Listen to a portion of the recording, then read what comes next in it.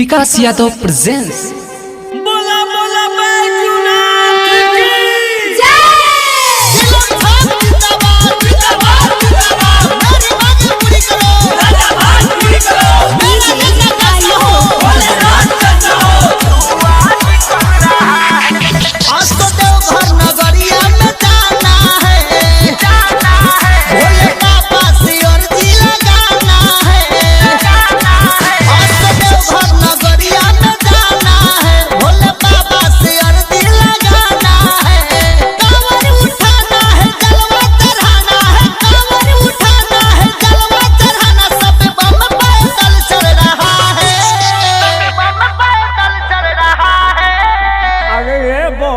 इधर क्या चल रहा है? यहाँ पर गाजा चल रहा है, चिलम से धुआं निकल रहा है। यहाँ पर गाजा चल रहा है, चिलम से धुआं निकल रहा है।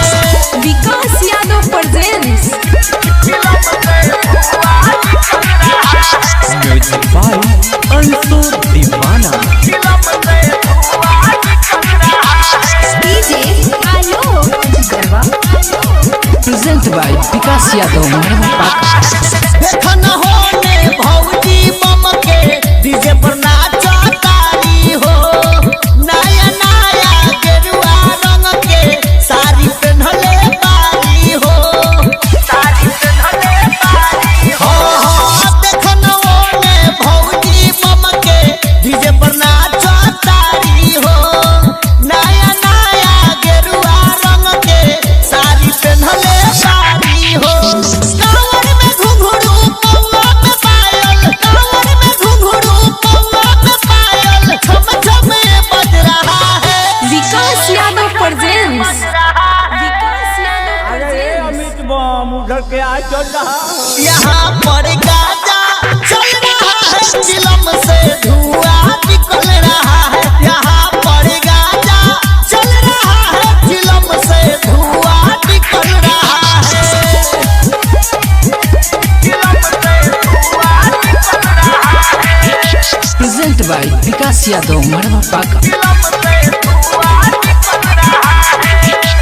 DJ present by Vikas Yadav मरवा रिमा झिमा रिमा झिमा बरसता ते सावन के फुहार हो।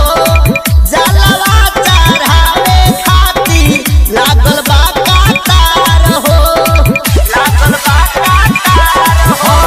रिमा झिमा बरसता ते सावन के फुहार हो। अंशु अनुज अमित बम भी लागल बा कातार हो। मनोज बाकी अकेला रविंदर, मनोज बाकी अकेला रविंदर गाजा मल रहा है।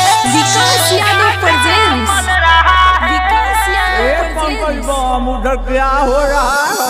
यहाँ पर गाजा चल रहा है, चिलम से धुआं निकल रहा है। यहाँ पर गाजा चल रहा है, चिलम से धुआं निकल रहा है।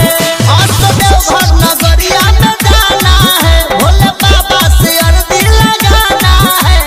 कांवर उठाना है, जलवा चढ़ाना है। कांवर उठाना है, जलवा चढ़ाना, सब बम पैदल चल रहा है। सब बम पैदल चल रहा है। ए सोनू बम उधर क्या चल रहा है? यहाँ पर गाजा चल रहा है, चिलम से धुआं निकल रहा है। यहाँ पर गाजा चल रहा है, चिलम से धुआं निकल रहा है। समझ गए चारों तरफ धुएं। प्रेजेंट बाय विकास यादव मरवा पाका।